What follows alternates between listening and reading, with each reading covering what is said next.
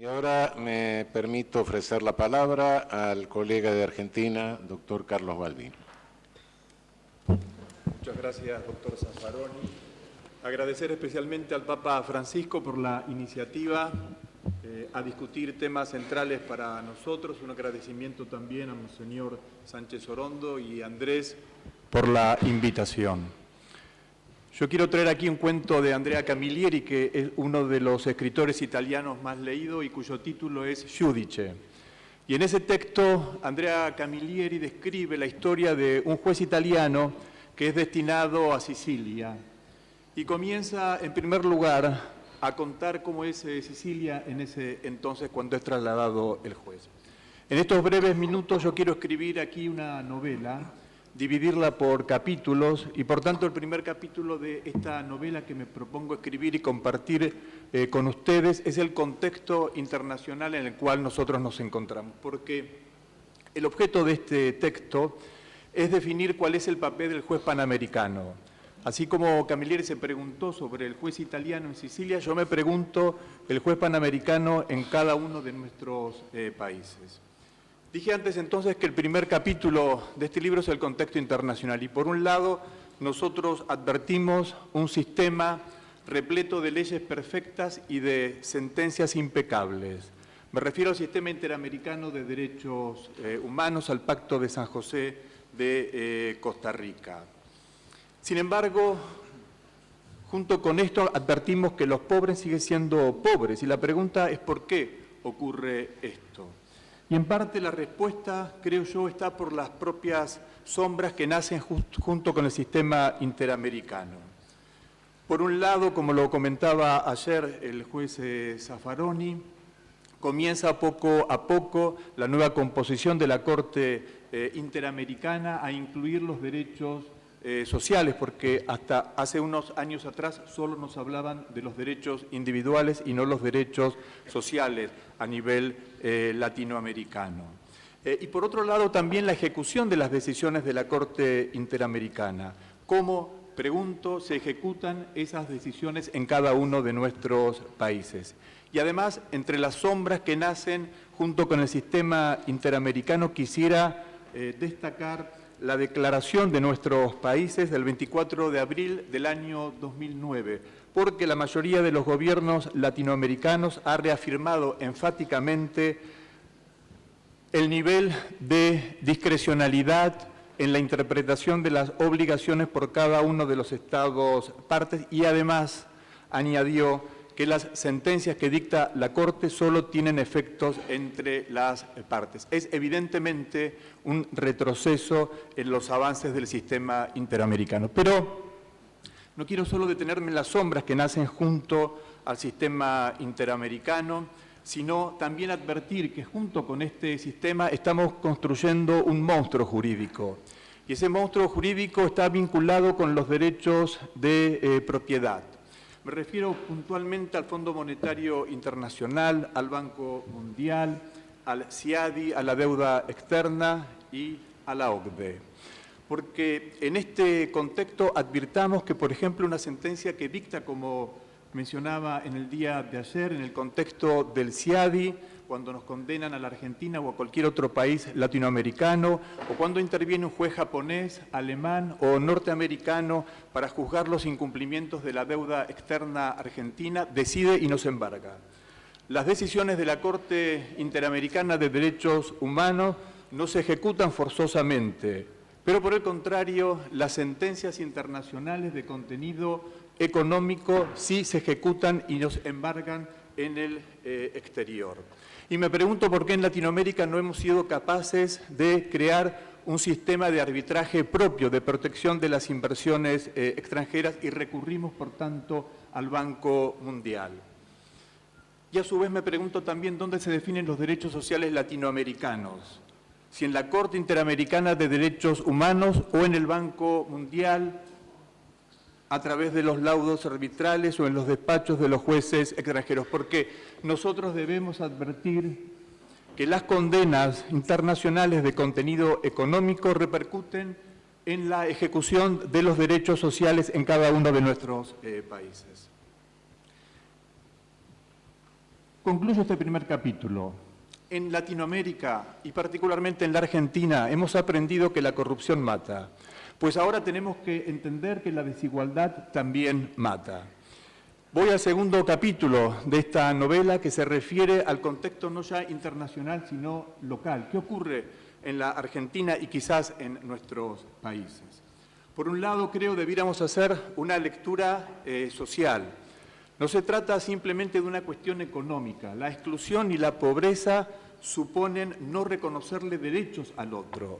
Es el derecho a no tener derecho, como explicaba tiempo atrás Hannah Arendt. Se supone entonces negar la dignidad y no simplemente un derecho del otro. Y desde el punto de vista jurídico, advirtamos también que mientras nosotros construimos leyes perfectas y dictamos sentencias impecables, el modelo regulatorio en nuestros países en los últimos años se apoya, creo, en dos premisas. La primera es que hemos sustituido las leyes por las recomendaciones. Ya no se trata de mandatos jurídicos con sanciones, sino meramente recomendaciones. Y el otro fenómeno es la autorregulación. Las reglas estatales se sustituyen en muchos espacios a través de la regulación por los propios sectores interesados. Es lo que se conoce en el derecho europeo e incipientemente en el derecho latinoamericano como la autorregulación regulada. Necesitamos estados fuertes y estados que dicten reglas. Tercer capítulo. Los dos primeros me conducen quizás al título de este tercer capítulo, que es el mercado y el capitalismo exacerbado, porque la pregunta es si nosotros podemos construir derechos sociales más allá de casos individuales en el marco de una política económica determinada. Y también intenté explorar con muchas dificultades, y espero que el profesor Sachs no me escuche, cómo leer los derechos sociales desde la teoría económica. ¿Qué es un derecho social para un economista? Porque aquí hablamos de los derechos sociales desde la perspectiva jurídica. Es un bien público, según explicaba Samuelson décadas atrás.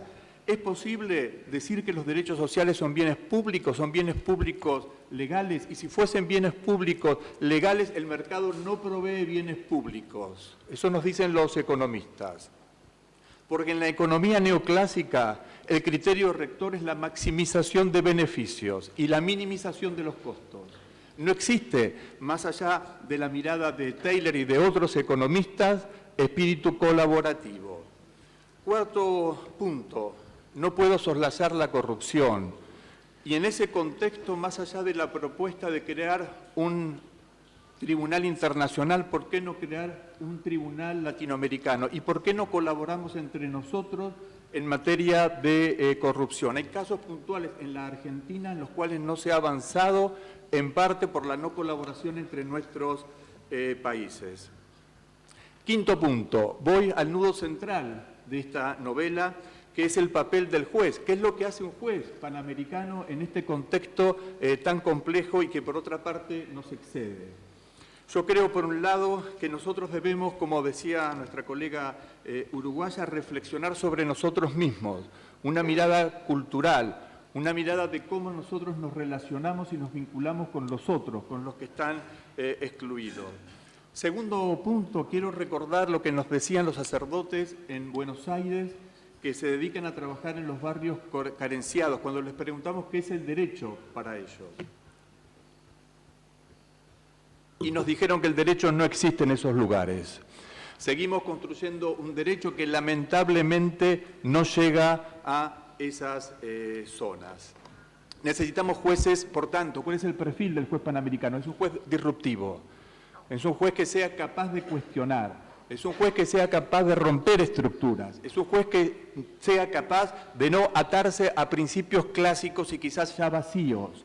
Hay que reinterpretar la división de poderes, la disponibilidad de los recursos presupuestarios y más aún cuestiones menores procesales como el principio de congruencia, la legitimación o el alcance de la sentencia. Necesitamos jueces comprometidos, jueces planetarios, como dijo originalmente un colega brasileño. Y en ese contexto quiero dar un ejemplo. Nosotros, como jueces aquí presentes de la ciudad de Buenos Aires, contenciosos administrativos, durante más de una década hemos creado una doctrina obligándole al Estado a que provea subsidio a las personas en situación de calle.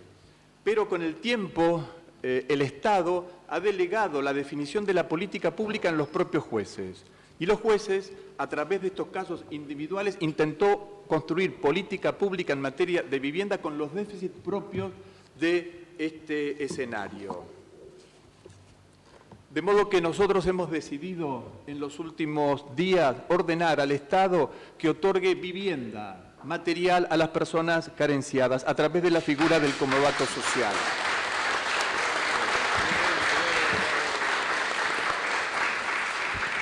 Estamos trabajando en la Cumbre Panamericana de ex jueces. Pero eso es posible, eso es posible. Es sobre todo devolverle no recursos, como decían los colegas antes, es devolverle dignidad a las personas, porque el punto más crítico del excluido no es que no acceda a determinados bienes, sino que no es visto como una persona incluida y a su vez no se percibe como tal. Ese es el punto, creo yo, más complejo. Perdón, el punto más complejo. Quiero agradecer una vez más y concluir.